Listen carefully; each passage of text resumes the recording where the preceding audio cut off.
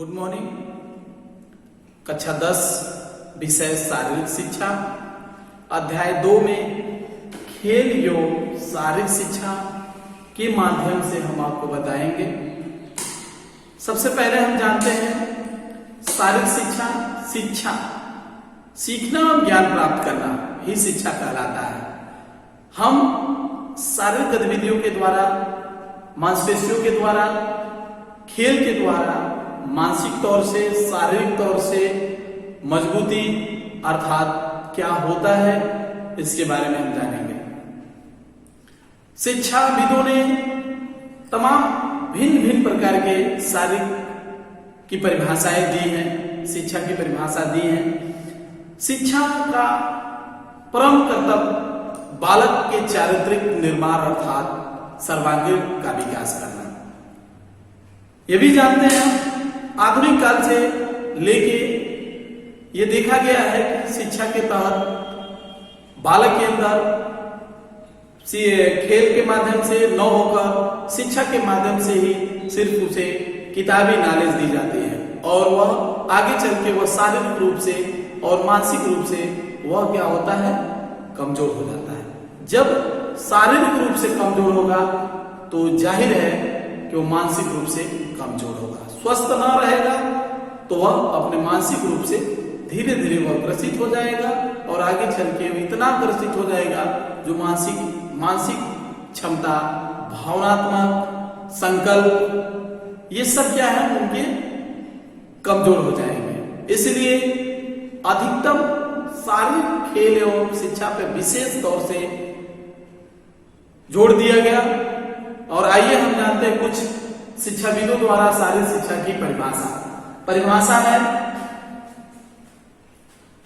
Delbert ने परिभाषा में लिखा है शारीरिक शिक्षा उन अनुभवों का सामूहिक प्रभाव है जो शारीरिक क्रियाओं पर व्यक्ति को प्राप्त होती है। पुनः जानेंगे, शारीरिक शिक्षा उन अनुभवों का सामूहिक प्रभाव है जो शारीरिक क्रियाओं पर व्यक्ति को प्राप्त होती है। अर्थात ये जान लें, जब हम कोई खेल खेलते हैं, खेल के द्वारा शरीर का कोई भी अंग मजबूत होता है, मांसपेशियों द्वारा मजबूत होता है, तो उसे एक क्रिया प्रतिक्रिया प्राप्त होती है, अनुभव होता है। उस अनुभव से वह जानता है कि कौन सा खेल दिमाग से, मानसिक तौर से वह फुटबॉल खेलता है, वॉलीबॉल खेलता है, तो उसमें दिमाग की जरूरत पड़ती है। शारीरिक गतिविधियां, शारीरिक मजबूती के साथ साथ उसे मानसिक की जरूरत पड़ती है। अर्थात वह क्षमता होनी चाहिए, वह निर्णय लेने की क्षमता इतनी तेजी होनी चाहिए, उस बॉल को कैसे मारना है, उस बॉल को किस जगह दिशा में देना है, कौन से खिलाड़ी हमारे हैं, कौन से विपरीत के खिलाड़ी हैं। इसलिए उसे मानसिक तौर से भी सोचना पड़ता है। साथ में भावनात्मक भाव को भी देखना होता है कि जो हमारा प्लेयर है, जो हमारे टीम है, क्या इसका रिस्पांस होगा, और ये भी उसकी क्षमता पर आधारित होती है। अर्थात सामूहिक द्वारा जो उसके शारीरिक क्रियाओं द्वारा जो व्यक्तिगत परिवर्तन या प्राप्त होते हैं, उनमें उसको डेल्बर्ट ने कहा है कि उसके द्वारा जो अनुभव प्राप्त होता है वो होता है शारीरिक शिक्षा। कैसली ने कहा शारीरिक क्रियाओं पर केंद्रित अनुभवों द्वारा जो परिवर्तन मानव में आते हैं वे ही शिक्षा कहलाते हैं। डेल्बर्ट ने कहा है शारीरिक क्रियाओं पर केंद्रित अनुभवों द्वारा जो परिवर्तन मानव में आते हैं वे ही शारीरिक शिक्षा कहलाते हैं।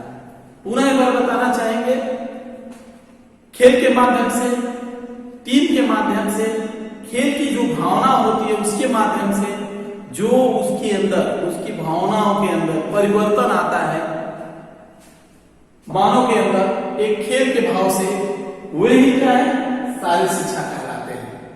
बहुत ऐसे बच्चे हैं जो खेल को खेलना नहीं चाहते लेकिन खेल को बिगाड़ना चाहते हैं, लेकिन जब किसी टीम में उसकी सहभागिता होती है तो एक खेल की भावना से, एक टीम की भावनाओं से सामाजिकता, सम्मान और किसी के तौर पे उसके एक अंदर परिवर्तन आता है और वह उस परिवर्तन को जो दिखाता है वही उसका परिवर्तन है। मानव के अंदर जो परिवर्तन आते हैं वे ही शारीरिक शिक्षा कहलाते हैं।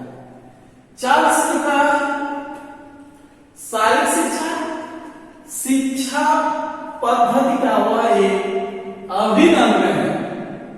देखिए, शिक्षा पद्धति का एक अभिन्न अंग है जिसका उद्देश्य नागरिकों को शारीरिक, मानसिक, भावनात्मक तथा सामाजिक रूप से शारीरिक गतिविधियों के माध्यम से जो उनके परिणाम को दृष्टिगत रूप से चुनी गई। इसमें देखिए दिया है कि शारीरिक शिक्षा अर्थात शिक्षा के माध्यम से नागरिक के अंदर किसी भी भाव से उसके अंदर मानसिक, भावनात्मक, सामाजिक गतिविधियां उत्पन्न होती है।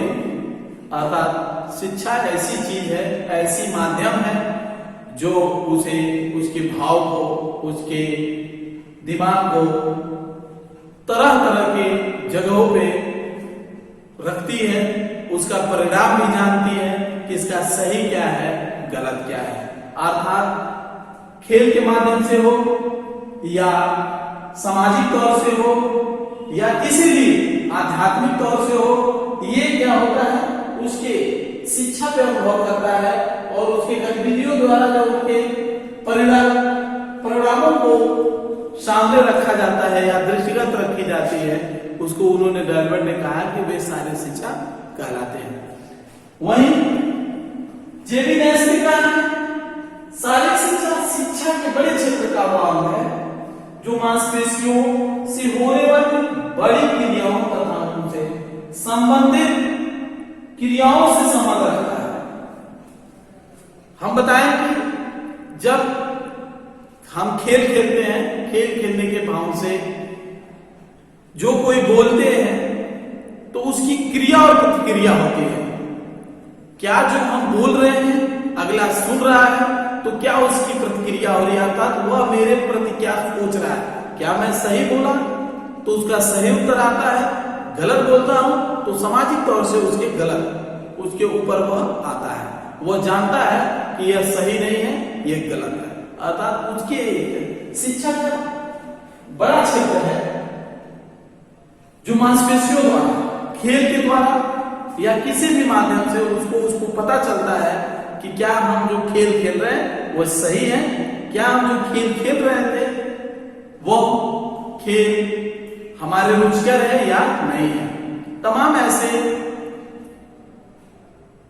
विद्वानों ने खेल के बारे में बताया परिभाषा। अब हम शारीरिक शिक्षा के महत्व पे चलेंगे। भाग 2 में हम बताएंगे आपको शारीरिक शिक्षा की आवश्यकता एवं महत्व। सबसे पहले हम जानते हैं वर्तमान युग की सबसे बड़ी समस्या, प्रमुख समस्या मानव की स्वास्थ्य संबंधी समस्या है। आज मानव अपने स्वास्थ्य को नहीं देख रहा है, जो कि हर कार्य मशीनीकरण द्वारा हो रहा है, जो इसका प्रभाव मानव के स्वास्थ्य पे बहुत तेजी से प्रभाव डाल रहा है। जो आज जान लें, अधिकतर हम ब्लड प्रेशर, दिल का दौरा, मधुमेह, अवसाद, ब्लड कैंसर, तमाम ऐसी डायबिटीज बीमारियों के शिकार हो रहे हैं। प्रतिदिन इसकी वृद्धि हो रही है। ये आप जानते होंगे कि मनुष्य के अपशिष्ट पदार्थ अर्थात पानी, अर्थात गंदे मलमूत्र अगर सही समय पे, सही समय से नहीं होता है, नहीं निकलता है, तो शारीरिक विकार होना अति आवश्यक है। अर्थात हम अपने शरीर को रोगी बना रहे हैं। कहा है हेल्थ इज वेल्थ, अंग्रेजी में कहा होता है हेल्थ इज वेल्थ, स्वास्थ्य ही धन है। लेकिन आज ऐसा देखने को नहीं मिल रहा है। प्रत्येक एक परिवार में एक सदस्य को किसी न किसी बीमारी से ग्रसित पाया जा रहा है। मेरे प्यारे बच्चों, आवश्यकता हमें है शैक्षिक आवश्यकता, अर्थात हमें जानना होगा कि शारीरिक शिक्षा और शरीर से शिक्षा से किताबी नॉलेज से है क्या परिवर्तन है, क्या नहीं होना चाहिए, इसे बहुत जरूरी है जानना। शैक्षिक महत्व सबसे पहले हम बताएंगे, जिस प्रकार व्यक्ति का आचरण, आचार विचार, उसका व्यवहार उसके अंदर होगा, उसी प्रकार उसकी चारित्रिक निर्माण होगी। एक चोर का हमेशा वह किसी न किसी वस्तु को चुराने कहीं जाता है, कहीं भी रहता है, तो वह किसी न किसी व्यक्ति की निगाह में, चाहे किसी भी वस्तु के निगाह में, वह ये देखते रहता है यहां से क्या ले जाने योग्य है। अर्थात वह उसकी मानसिक सोच जो होती है वो क्या होता है, उसी की तरफ होता है। एक सदाचारी व्यक्ति, परोपकारी व्यक्ति हमेशा अपने शिक्षा के माध्यम से ठीक उसी प्रकार सोचता है कि किसका भला हो जाए मेरे द्वारा, क्या मेरे द्वारा अगर भला होने वाला है तो कैसे करना है, कोई दुखी ना हो और उसका भला हो जाए, वो अपने परिवार में सुखी पूर्वक रहे। संपूर्ण शिक्षा अर्थात उसके जीवन का एक सबसे बड़ा आधार होता है। वो जिस तरह वह सोचता है, जैसे वह उसकी रवैया होती है, वह उसी के प्रकार अपने जीवन को चलता है, वो अपने जीवन को व्यतीत करता है। हर व्यक्ति अपने आदतों, अपने आचरण और अपने व्यवहार के कारण ही हर समय भुगतता है और अपने ही परिस्थितियों में झेलता है। शैक्षिक महत्व में चरित्र का निर्माण, शैक्षिक महत्व में चरित्र का निर्माण, व्यक्तित्व निर्माण, व्यक्ति के व्यक्तित्व का निर्माण भी होता है। हर व्यक्ति उचित अनुचित समाज में उसका क्या रहन सहन है, उसका व्यक्तित्व क्या है, वह उसके शिक्षा पे, उसके व्यवहार पे, उसके आचरण पे, उसके चरित्र के गुणों पे निर्भर करता है कि वह कैसे कार्य को करे और वह कैसे समाज में उसका स्थान प्राप्त हो। व्यक्तिगत महत्व, व्यक्तिगत महत्व अर्थात व्यक्तिगत महत्व व्यक्ति के विकास की वृद्धि से, शारीरिक शिक्षा के माध्यम से एक वृद्धि होती है, एक सजगता होती है, विकास करता है। जो कि सबसे बड़ी बात, किसी भी कार्य को करने से पहले वह उस कार्य को गतिविधि द्वारा एक प्लान बनाता है कि कैसे इस कार्य को किया जाए, जो आने वाले समय में इसका बुरा प्रभाव न पड़े। अर्थात किसी भी कार्य को करने जाता है तो उस पर प्लान करता है, मौखिक करता है कि इस कार्य को किया जाए, इसका परिणाम क्या आएगा, उसका महत्व होता है। किसी भी कार्य को करने से पहले उसका प्री प्लान होना अति आवश्यक है। अर्थात जिस कार्य को हम कर रहे हैं, क्या अनुशासन में है, क्या अनुशासन कायम कर रहा है या नहीं कर रहा है, क्या यह समाज पे इसका प्रभाव क्या पड़ेगा, वह व्यक्तिगत महत्व रखता है। और व्यक्ति के साथ साथ संवेगात्मक गुण भी आते हैं। क्या उस कार्य को करने के बाद संवेग अर्थात उसका क्या रिजल्ट आएगा, क्या वह हमारे लिए हितकर होगा या नहीं होगा। वह आपके शिक्षा के साथ साथ आपके व्यक्तिगत महत्व, आपके आचरण व्यवहार पर निर्भर करता है।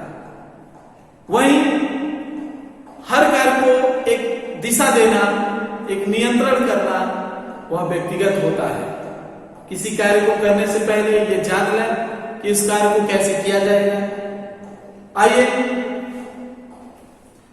मनोरंजनात्मक महत्व। मनोरंजनात्मक महत्व अर्थात मनुष्य के पास जब किसी कार्य को करने के बाद शारीरिक थकान होती है, उसके साथ साथ मानसिक थकान भी होती है। और मानव मानसिक थकान होने के बाद वह अपने कुछ ऐसे आराम तलब समय को सदुपयोग करता है, खेल के माध्यम से, गीत के माध्यम से, अर्थात किसी भी माध्यम से, शारीरिक रूप से, मानसिक रूप से वह स्वस्थ होना चाहता है। इस तरह का वह तनावग्रस्त रहता है। गाने सुन के, खेल खेल के, किसी भी माध्यम से, परिवार में कोई भी गेम करके वो अपने आप को क्या करता है, स्फूर्ति हो जाता है, मानसिक तौर से स्वस्थ हो जाता है। इसलिए मनुष्य के पास जो फालतू समय है, इधर उधर जो समय गवाते हैं, किसी अच्छे समय के बाद सदुपयोग करें। खेल के माध्यम से मनोरंजन, किसी गाने में, किसी विद्यालय के कार्यों में भाग लेके, अर्थात तमाम ऐसे हैं जो मनोरंजन के रूप में अपने आप को भी स्वस्थ कर सकते हैं। सामाजिक महत्व। सामाजिक महत्व आप जानते हैं, शिक्षा के साथ साथ चरित्र का निर्माण होना, अच्छाई बुराई के अंतर्गत आप अपने सामाजिक महत्व आप जानते हैं कि मेरा क्या महत्व है समाज में, परिवार में क्या महत्व है, स्वयं का क्या महत्व है और देश के लिए क्या हम कर सकते हैं। इसके लिए वह आपकी शिक्षा पर निर्भर करता है, आपके व्यवहार पर निर्भर करता है, आपके व्यवहारिक गुणों के साथ साथ आपके सामाजिक परिवार पर निर्भर करता है कि वह इस कार्य को कैसे करता है जो समाज में अनुशासन के रूप में, नागरिक के रूप में वह सही रूप माना जाए। जैसे कि सहयोग, सहानुभूति, प्रभुत्व, वफादारी, दयालुता, परोपकारिता, ये सब उसके अंदर होनी चाहिए। कर्तव्यनिष्ठ होना चाहिए, ईमानदार होना चाहिए, स्पष्ट वक्ता होना चाहिए। सामाजिक महत्व है उसके अंदर। जो कार्य करे सही समय से करे, उचित करे, जो समाज में उसका गुण हो, उसका महत्व हो, आने वाला पीढ़ी भी, आने वाला भी समय उसको सलाम करे, कहे कि जो उसने किया एक आदर्श पूर्वक समाज में कार्य किया, उसको देखते हुए आने वाला पीढ़ी भी आप उस कार्य को करे, वह सामाजिक महत्व होता है। अंतर्राष्ट्रीय महत्व। आइए सामाजिक महत्व, अंतर्राष्ट्रीय महत्व आप जानते हैं, आपके व्यवहार से, आपके खेल से, आपके किसी भी माध्यम से, कुश्ती के माध्यम से, फुटबॉल के माध्यम से, बैडमिंटन के माध्यम से, वॉलीबॉल के माध्यम से, आप अपने विद्यालय से जिले पे, जिले से मंडल में, मंडल से राज्य में, राज्य से आप देश में, इस स्तर को आप धीरे धीरे एक भावना, जिले पे जाते हैं तो जिले के लोग वहां खेलने आते हैं, एक सामाजिक स्पर्धा होती है, एक भाव होता है, एक मेल होती है खेल के माध्यम से कि वहां के लोग कैसे हैं, यहाँ के लोग खेल होती है तो कैसे होते हैं, एक साथ मिलके खेल होता है, भावनाएं जागृत होती हैं। वही जब वह जिले से बाहर राज्य में जाता है, मंडल में जाता है, तो एक मंडल के खिलाड़ी आते हैं, उनके अंदर की जो भावनाएं जागृत होती है, उनके अंदर जो प्रतिभा होती है, एक दूसरे को देखते हैं, जानते हैं, वह खेल उसके आगे जाती है तो राज्य में जाती है, जो कि मंडलों से बाद सबके जो बच्चे जाते हैं और वहाँ के तमाम लोगों के कल्चरों को जानते हैं, वहाँ के रीति रिवाज जानते हैं, खेलते हैं, वहाँ की भावनाएं होती हैं, वो अंतर्राष्ट्रीय भावनाएं बनती हैं और वह देश के लिए अब वह कैसे खेलते हैं, वह वहाँ की कल्चर क्या है, वैसे सभी जानते हैं। इसलिए अंतर्राष्ट्रीय महत्व अति आवश्यक होती है। इसलिए भावनाओं के साथ साथ मानसिक, शारीरिक और मांसपेशियों का अति आवश्यक होता है कि वह देश के लिए, अपने लिए, समाज के लिए वो कैसा कार्य करता है। शारीरिक शिक्षा के साथ साथ ये जान लें, शिक्षा के माध्यम से वह अति आवश्यक है, वह जानकारी जानता है कि हमारी शारीरिक गतिविधियां, मानसिक गतिविधियां क्या, कैसे है, उचित है या अनुचित है। फिर प्यारे बच्चों, इसके आगे हम पढ़ाएंगे आपके तीसरे भाग में शारीरिक शिक्षा एवं खेल। भाग 3 में हम आपको बताएंगे, अभी इसके पहले शारीरिक शिक्षा की आवश्यकता एवं महत्व के बारे में हम जाने हैं। अब हम जानते हैं राष्ट्रीय एकता में खेल। राष्ट्रीय एकता में खेलों का क्या योगदान है? हमारे देश में विभिन्न धर्म, जाति, भाषा, संप्रदाय, संस्कृति राष्ट्रीय खेलों में एक अहम भूमिका निभाती है। मेरे प्यारे बच्चों, ये जान रहे हैं विभिन्न जाति के होते हुए भी एक साथ, एक भाईचारे के रूप में एक साथ रह के एक टीम बनती है, अर्थात पारस्परिक भाईचारे के साथ रहते हुए एक टीम एक दूसरे जगह जब खेलती है, एक टीम एक दूसरे के टीम के साथ जब खेलती है, तो उसके साथ खाना, उसके साथ रहना, उसके साथ अपने आप को एक साथ खेल की भावना अहम भूमिका निभाती है। राष्ट्रीय एकता में खेलों का अहम भूमिका निभाते हुए विभिन्न प्रकार के जाति धर्मों के लोग एक टीम बनाते हैं और उसमें कई धर्मों के जाति के लोग उस टीम को दूसरे जगह जाते हैं खेलने के लिए। वहां भी जातिगत नहीं, एक टीम की भावना के साथ, एक विद्यालय की भावना के साथ, उसकी जीत विद्यालय की जीत होगी, उसकी टीम की जीत होगी, ऐसी भावनाओं के साथ वह खेलते हैं, न कि जाति धर्म के साथ। संस्कृत अपना धर्म और संस्कृति को छोड़ते हुए ये उनका धर्म होता है कि हमारा विद्यालय जीतेगा तो अपने विद्यालय के साथ साथ उनके प्रिंसिपल का, उनके संस्था का नाम होगा। ये भावनाओं के साथ, उस देश की भावनाओं के साथ एक साथ जोड़कर खेलते हैं, रहते हैं और वहां की भावनाओं को जानते हैं। सामाजिक मूल्य के साथ साथ प्रत्येक खेल को एक टीम के माध्यम से बनाई जाती है और वह एक दूसरे की टीम एक माध्यम से खेलते हैं। खेलने के साथ साथ उन्हें एक साथ रहने, खाने, वहां के लोगों के साथ जाति धर्म संप्रदाय सभी उसको मिलते हैं, देखने को मिलते हैं और वह अपनी भाईचारे की भावना बनाते हैं। सामाजिक एकता के साथ साथ सामूहिक एकता भी होना बहुत जरूरी है। सभी खिलाड़ी एक समूह होकर उसकी उद्देश्य की पूर्ति सिर्फ यही होती है कि आपका विकास कैसे हो, आपका टीम कैसे जीते, आप टीम के साथ साथ वहां की संस्था का, उस खिलाड़ी के कोच का अर्थात नाम रोशन कैसे हो, ये सामूहिक एकता अति आवश्यक होती है। एकता खेल कूद की भावनाओं के साथ साथ ये जानना बहुत जरूरी होती है कि वह भाग लेने के बाद उसके अंदर क्या, कुछ टीम के साथ अदर दूसरों के साथ खेलने के बाद उसके अंदर के परिवर्तन होते हैं, उसकी बोली में परिवर्तन होते हैं, उसकी भावनात्मक परिवर्तन होते हैं। ये एकता होती है, अर्थात एक साथ, एक टीम के साथ सहनशीलता, सहजता, अर्थात ये मीठापन आता है, ये सभी मेरे भाई हैं। उसके साथ सहायक स्वभाव आता भी है, एक सहायक स्वभाव भी है।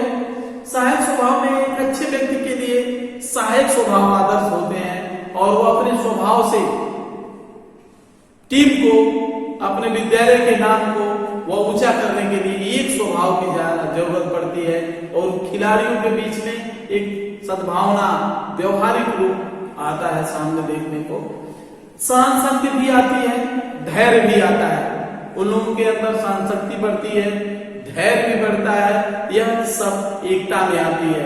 खेलों के मूल्यों में, विकास के योगदान में ये सबसे बड़ी योगदान होती है। राष्ट्र की भूमिका में भी यह बहुत बड़ा योगदान है कि वो अपने राष्ट्र के प्रति, अपने लोगों के प्रति भाईचारा का व्यवहार बनाता है, सहनशीलता बनता है, धैर्य उसके अंदर आती है, सामूहिक एकता आती है, सामाजिक मूल्य आता है, सहायक स्वभाव आता है। ये सब तमाम ऐसे हैं जो उसके अंदर एक खेल के माध्यम से उसके अंदर एक भाव उत्पन्न होता है और वह एक व्यवहारिक अपने व्यवहार को दूसरे के टीम के साथ देखता है, समझता है और वो उसके साथ अपने आप को उतारता है। तो मेरे प्यारे बच्चों, सबसे पहले शिक्षा के साथ साथ शारीरिक शिक्षा, मानसिक, भावनात्मक, कर्तव्य, चरित्र निर्माण, ये तमाम सामाजिक स्तर के जानकारी होनी उसकी बहुत जरूरी है। खेल के साथ, शारीरिक शिक्षा के साथ शिक्षा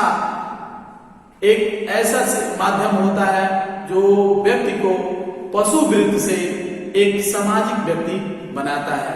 मेरे प्यारे बच्चों, शारीरिक खेल एवं शिक्षा अध्याय 2 को हम समाप्त करते हैं। अब हम चलेंगे अध्याय 3।